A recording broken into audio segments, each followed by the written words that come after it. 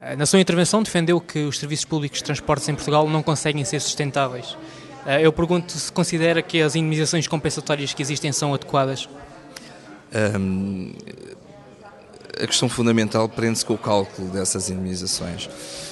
Como tive a oportunidade de referir, a questão de fundo é se está ou não está identificado corretamente aquilo que é os serviços de interesse económico geral e aquilo que é a justa contratualização desses serviços de interesse económico geral, porque estamos a misturar dentro daquilo que é o déficit de um operador público um serviço que devia ser comercialmente viável e sustentável numa perspectiva comercial com aquilo que são serviços de interesse económico geral que devem ser necessariamente e por natureza subsidiados.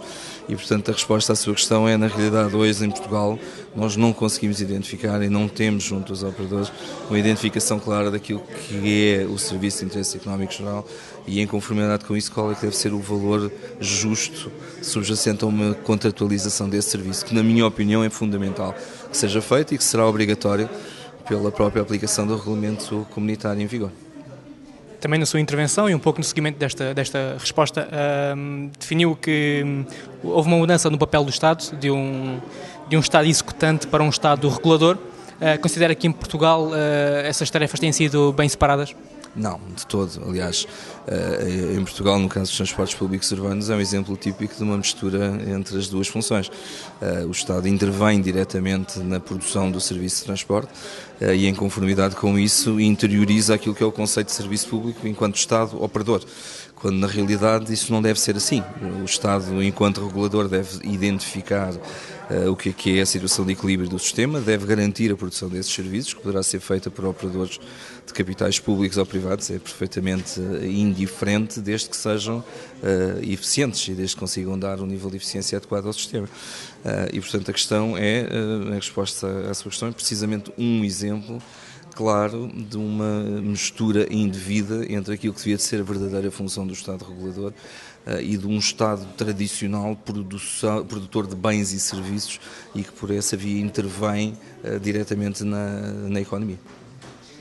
Sobre a questão da contratualização do serviço público, considera que tem havido uma adequada separação, uma adequada divisão, partilha dos riscos entre o público e o privado? Neste caso, em Portugal, existem poucos casos em que essa situação se coloque, porque na realidade a contratualização, como vimos há pouco, a contratualização na realidade não existe. Portanto, o Estado, no caso dos serviços prestados pelos operadores públicos, limita-se a atribuir compensações, que são compensações que nem sequer estão contratualizadas. Hoje começa-se a fazer um esboço de contratos, mas que são contratos muito simples, muito simplistas, faço a expressão, e que não correspondem de tudo àquilo que é uma verdadeira necessidade de contratualização dentro do setor. Existem contratos com operadores privados e nesses casos são contratos específicos. Temos o método do Porto, temos o método da Sul do Tejo, enfim, temos vários modelos de produção de serviço pelos privados e que com situações, podem ser situações, enfim, de algum desequilíbrio pontual, me parecem adequados na fase atual dos sistemas de transporte. Para terminar, pergunto-lhe qual a importância deste ciclo de conferências e esta conferência em particular para o setor em geral.